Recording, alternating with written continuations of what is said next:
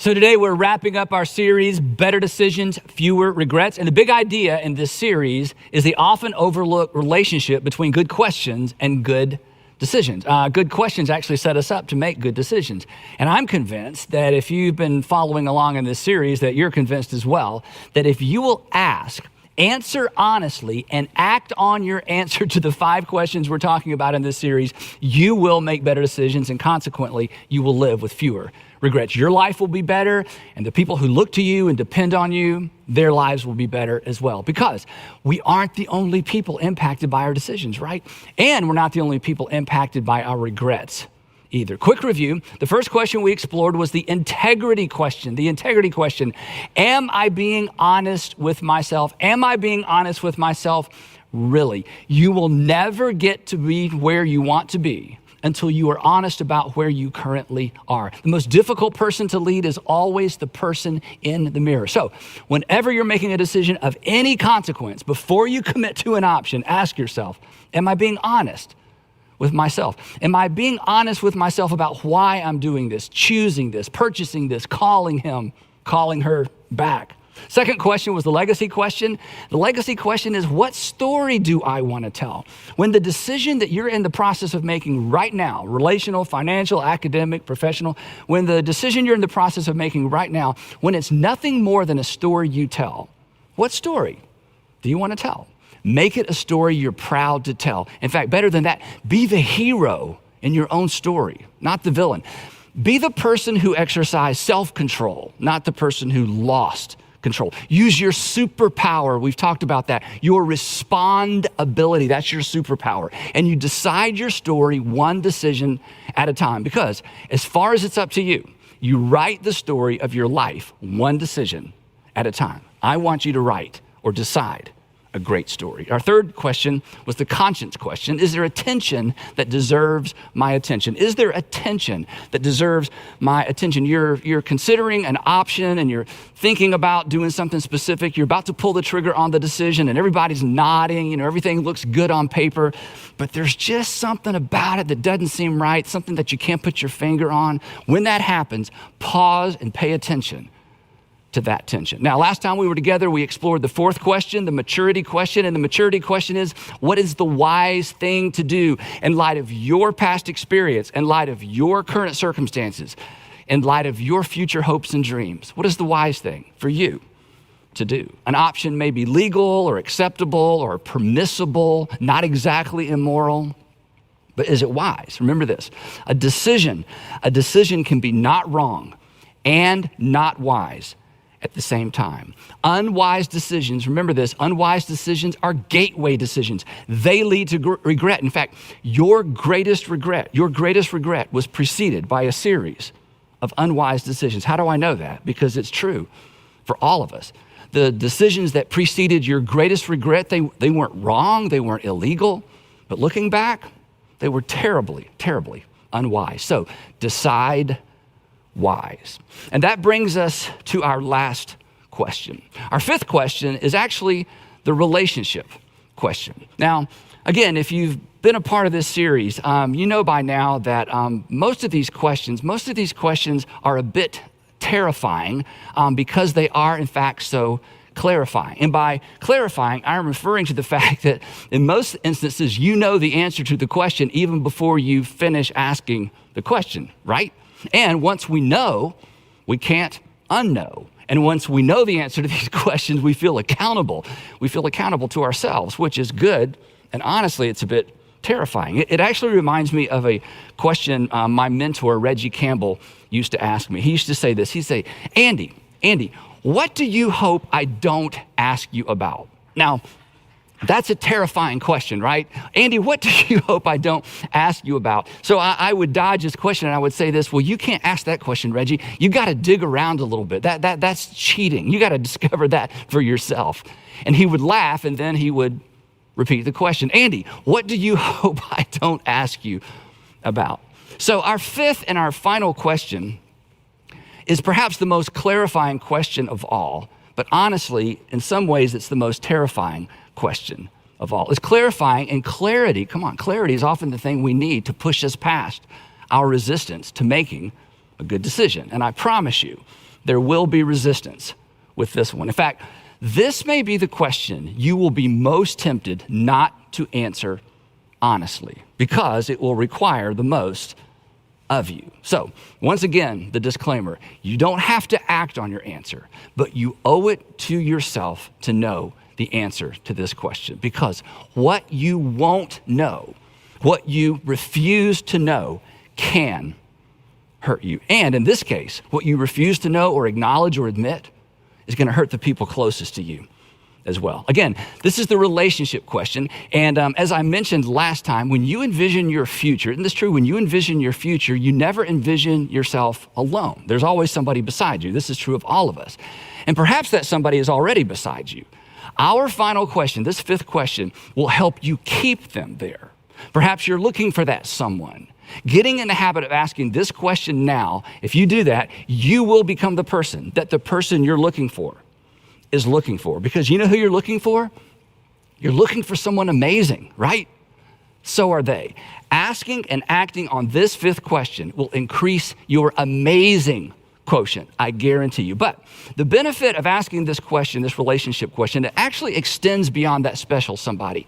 This question, when asked and answered honestly and then acted on, it has the potential to enhance the quality of every single relationship you're in. It has the power to restore broken relationships, heal relationships. It has the power, honestly, to rekindle romance, to restore what was lost. But before the big reveal, another disclaimer. Unlike the other 4 questions in this series, this one does not come with a guaranteed ROI, return on investment. The other 4 do, but not this one. Here's what I mean. You will always come out ahead by being honest with yourself, really. You'll always have something to show for writing a story you're proud to tell. There will be a measurable return for paying attention to the tension and doing the wise thing. You ask those other 4 questions, you are going to benefit. Our first 4 questions always yield a favorable return, sometimes immediately, but always eventually. But our 5th and final question is different. There may be no tangible, measurable, or even noticeable return on your effort in asking this question. While the first 4 questions are demanding in the moment, our final question is demanding throughout every waking moment. And the reason being, our final question isn't about making your life better. It's about making someone else's life better, which may make your life better, but honestly, it may not. However, this 5th and final question, should you have the courage to ask it and act on it, positions you to make the world better. So, here we go. Throughout Jesus' ministry, when you follow Jesus through the Gospels, throughout his ministry, he was constantly hinting at the fact that something new was on the horizon, something designed to actually replace much of what was in place in first century Judaism. And while many people were hoping for political reform, Jesus had something entirely different in mind, something much bigger than political reform, something far more inclusive. His hints, his parables, his foreshadowing, they were all designed to create a sense of expectation in the minds and the hearts of his followers. So when he entered Jerusalem for his final visit, you know this story, crowds lined the streets to welcome him. They knew something was up, but their expectations were political, regal, messianic.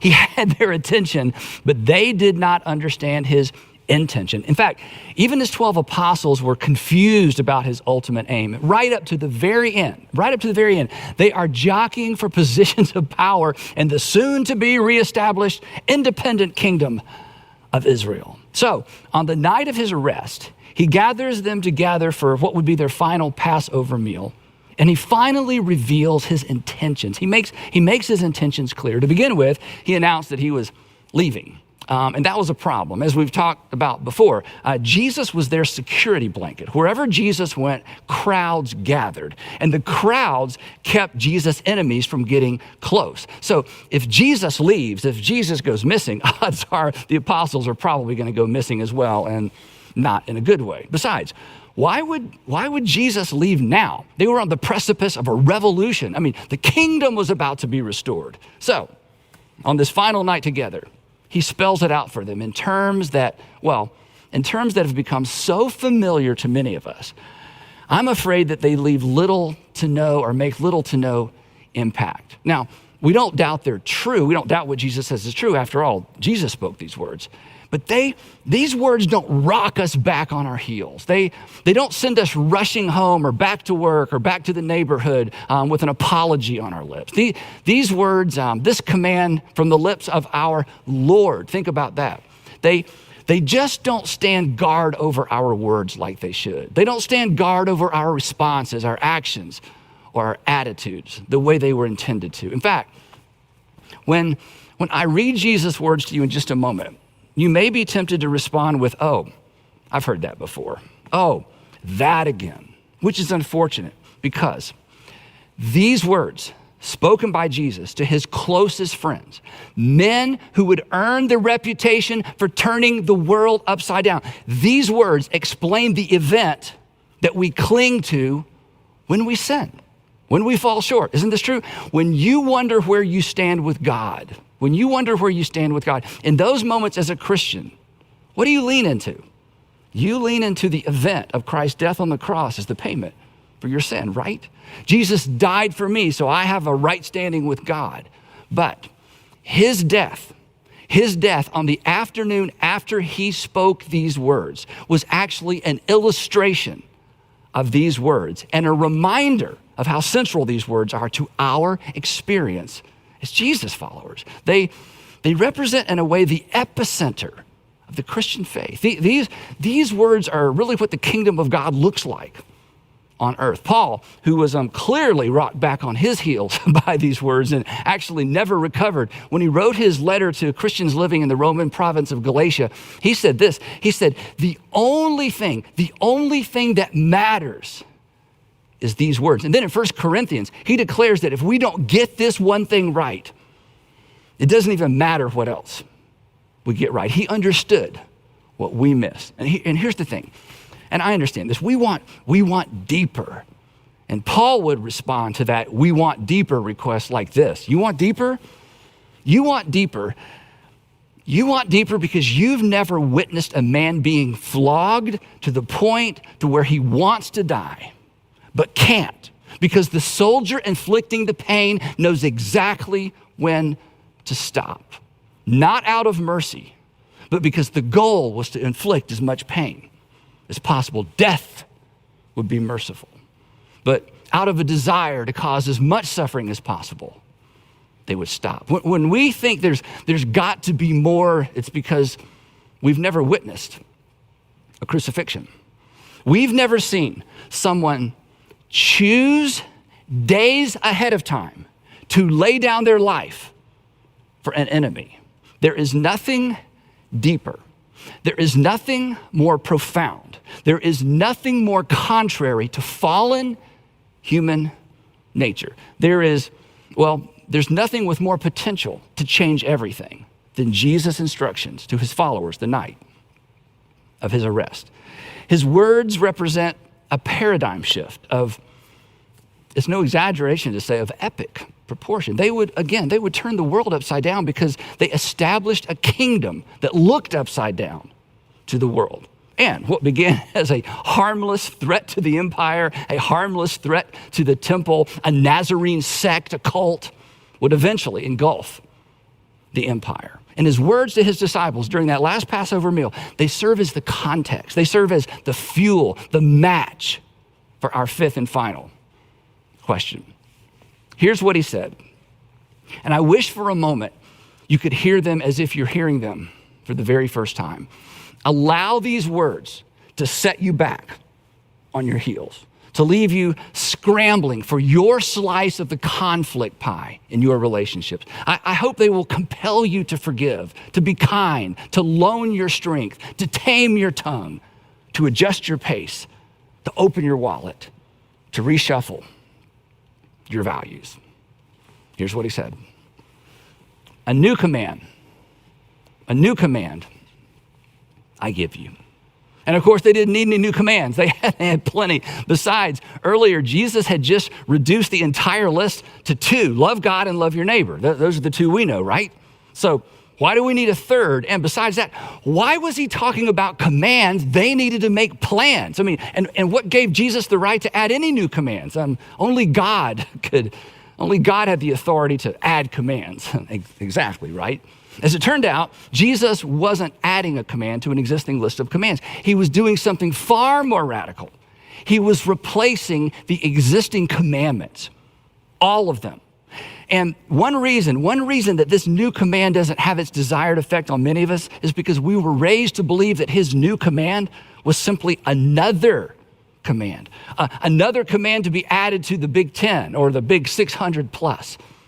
But it wasn't. Jesus had come to replace much of what was in place. A new command I give you: love one another, which wasn't really actually new. But then, as we've said before, Jesus wasn't actually through. And he wasn't commanding them, and he wasn't commanding me, and he wasn't commanding you to feel something. He was commanding us to do something. And what came next? Well, what came next was unthinkable. But what came next changed the world. What came next trumped the golden rule. What came next trumped love God and love your neighbor.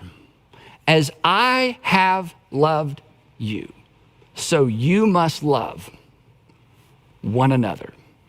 This was so disturbing. In this moment, Jesus establishes himself as the standard for love.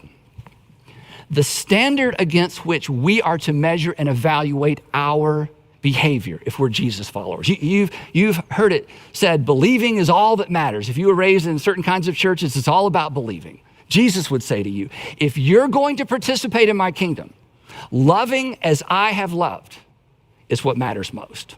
Doing for others what one hoped others would do for them in return, that was so last century. That was so old covenant.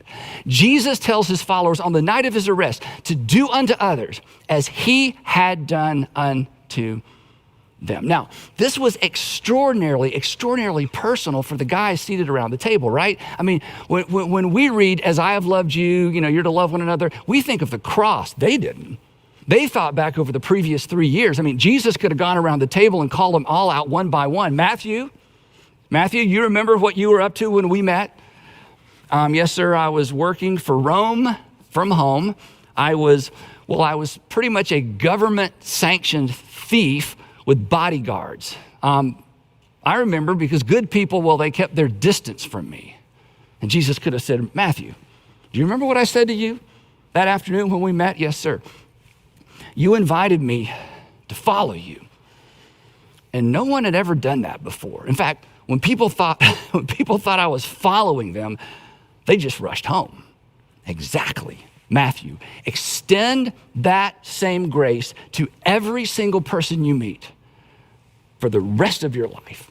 As I have loved you, Matthew, that's how I want you to love. And he could have worked his way around the table, one by one. Love as I have loved you. Extend the same grace, the same forgiveness that I have extended to you.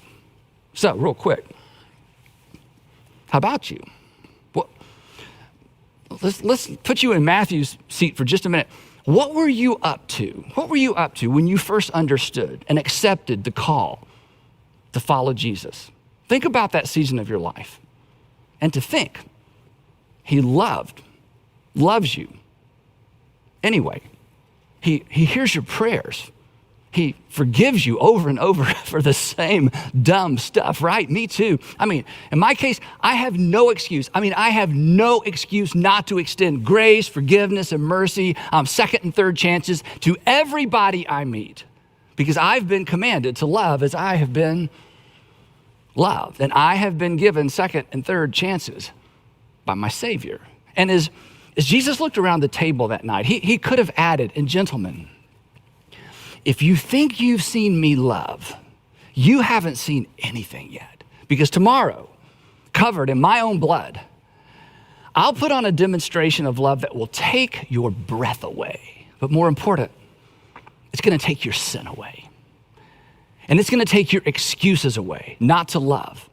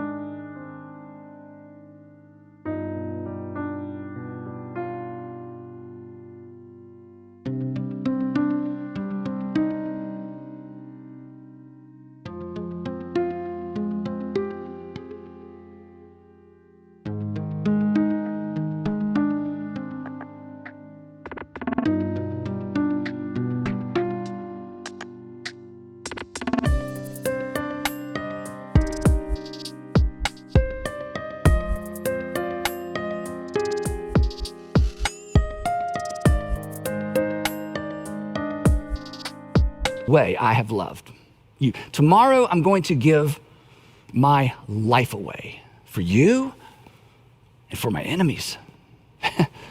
And then he continues, and this is the part, if we ever got this right, if I ever got this right, it would change. Maybe it would change everything. He said, gentlemen, by this, everyone will know that you are my disciples if you love one another. Now, the term this is a demonstrative pronoun. Remember those? A demonstrative pronoun is used to point to something very specific. And in this particular case, it's a singular demonstrative pronoun. Jesus is pointing to one specific thing that was to be the identifying characteristic of his followers, namely the way we love. This new command brand of love was to serve as the unifying and the defining characteristic for his new movement, the church. His new command was to serve as the governing ethic against which all of our behavior should be measured. And this stood in stark contrast to the current first century way of thinking. Unfortunately, it stands in stark contrast to the way that many of us were raised to think in the church today. This litmus test, this would be the litmus test for being a Jesus follower. And again, the new litmus test was not some sort of ritualistic day of the week, festival driven, don't forget your goat, don't forget to say your prayers, worship of an invisible and somewhat distant God. Following Jesus would not be looking for ways to somehow get closer to God who dwelled out there somewhere. Jesus followers, according to what Jesus said that night, Jesus followers would demonstrate their devotion to God by putting the person next to them in front of them, as he would do the following afternoon. Authentic Jesus followers would not authenticate their love for God by looking up. They would authenticate their devotion to God by looking around, by loving the people around them. And then, This was so unprecedented, and an unprecedented move for a religious figure especially. Jesus didn't leverage his position or even his equality with God or his messianic authority to stir his followers to action. He didn't say, hey, and guys, you better do this because, well, do you know who I am? He didn't anchor his new command to his divine right as king. Paul said it best, that Jesus did not regard equality with God as something to be leveraged for his own benefit. Instead, do you know what he used to inspire his followers to action? Do you know what he used to inspire you and me to action? He leveraged his sacrificial love. Why? Why should his disciples obey this command to love? Because he loved them first. He went first. They were to do unto others as Jesus had already done and was about to do unto them. A new command I give you, love one another. As I have loved you, so you must love one another. Jesus' new all-encompassing command was far less complicated than the prevailing system, but it was far more demanding. There are no loopholes, no workarounds in this brand of love. It's why we avoid it. It's why we are tempted to take the new command and simply add it to a list of commands, perhaps hoping it will get lost in the mix. And that brings us at last to our fifth and our final question, the relationship question. The question, honestly, that paves the path to relational health. The question that really lays a foundation for mutually beneficial and mutually satisfying relationships. A question that honestly brings inescapable clarity to just about every relational decision you will ever bump up against. A question, I think a question everyone should ask, but a question that Jesus followers, well, we have to ask it. Our fifth question is this: what does love require of me? What does love require of me? This clarifying and, as I said earlier, terrifying question should stand guard over our consciences. It should serve as a guide, a signpost, a compass as we navigate the complexities of relationships. It should inform how we date, how we parent, how we boss, how we manage, how we coach. It should form a perimeter around what we say and what we do in our roles as spouse, coworker, neighbor, friend. This question gives voice to God's will for us on so many issues, on issues where the Bible is silent. It fills the gaps. It succeeds where concordances fail. If you're a Christian, it crushes that insipid justification that we all grew up using. But the Bible doesn't say there's anything wrong with, right?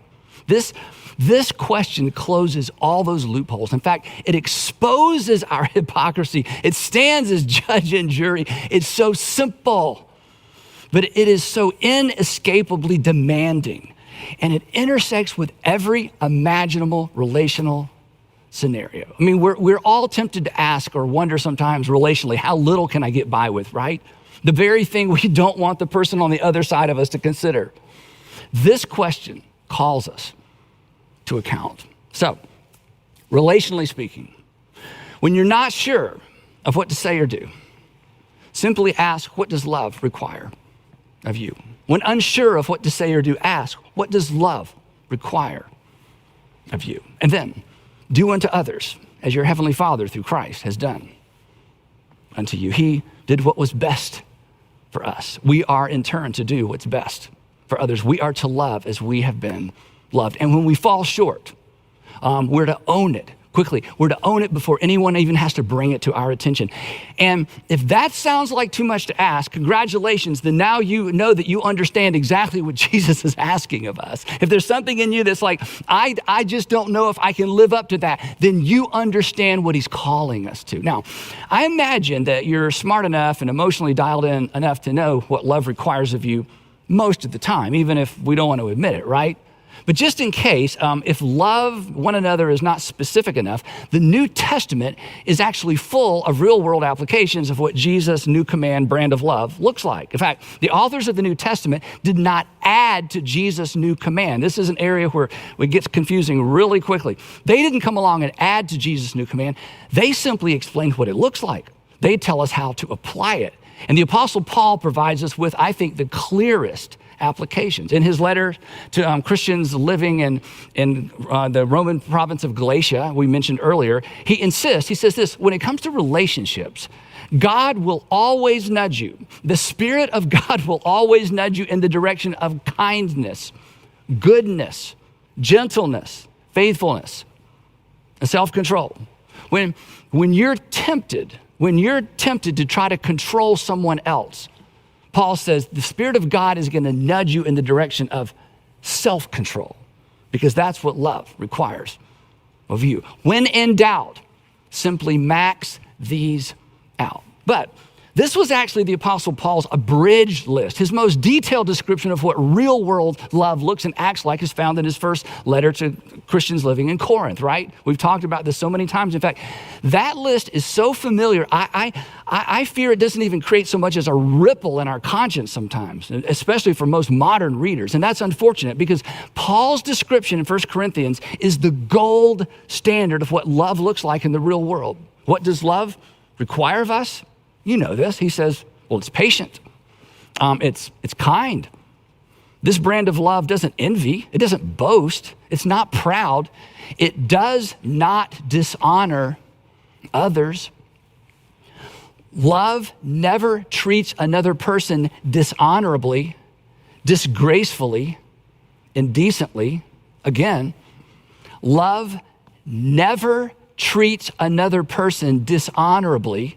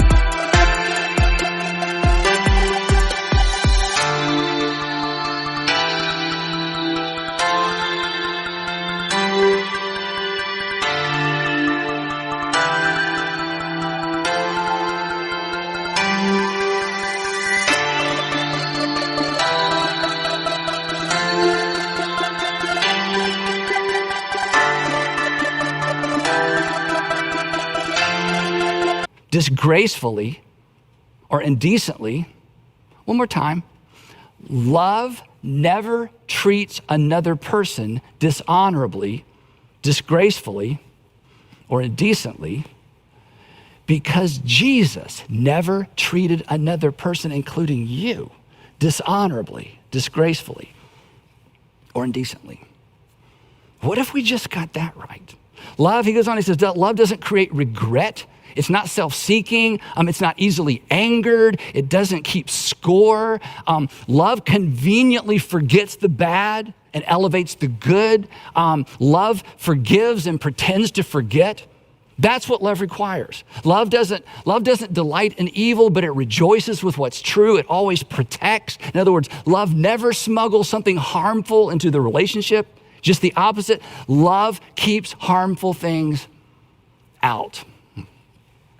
Love doesn't seek to win arguments. Love works to protect the relationship. Love chooses to trust. He finishes up this powerful piece of literature. He says, love always hopes, and it always preserves, it always protects. That's what love requires of us. That's why our fifth question is not for the faint of heart. But before you decide to remove it from the list of questions to ask whenever you're making a decision, I want you to consider this. Isn't that, or aren't these things what you hope for or even expect from the people closest to you? Your spouse, your fiance, your significant other, your kids? Isn't this what you hope for from your friends and your neighbors and the people you work with? I mean, if these are the behaviors or responses we consciously or even subconsciously expect from others, shouldn't they be required of us as well? So,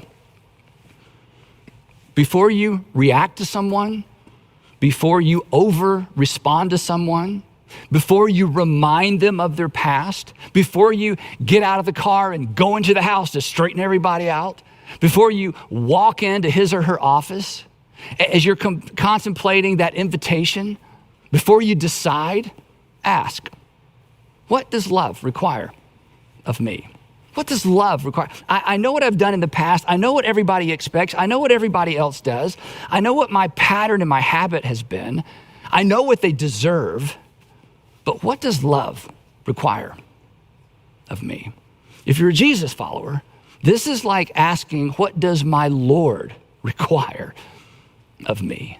It may require you to get up out of your chair in just a few minutes and walk into the kitchen or the bedroom and apologize. It may require you to pick up your phone and rebuild a bridge that you burned down with your unassailable logic and sarcasm. You were right, but being right wasn't what love required. You may need to write a letter or rewrite an email. And no, the other party may not be interested in what love requires of them or what love requires of you, but that's okay, right? Chances are, isn't this true? Chances are there was a time when you weren't interested in what God's love for you required of him, but he didn't quit pursuing you. There are things, and this may be hard for you to take coming from me, but there are things that I'll never understand. In fact, there are things that Jesus said I'm not exactly sure what to do with in the modern world. But my lack of understanding never impedes my capacity to put others first. As complicated as so many things are, as there's so many things I'll never understand, but when it comes down to this question, as much as I don't know, I almost always know what love requires of me. And if Jesus was correct, apparently, that's enough. If Jesus was correct, that's what it means to be his follower. That's the center. That's the kingdom of God on earth. What does love require of you?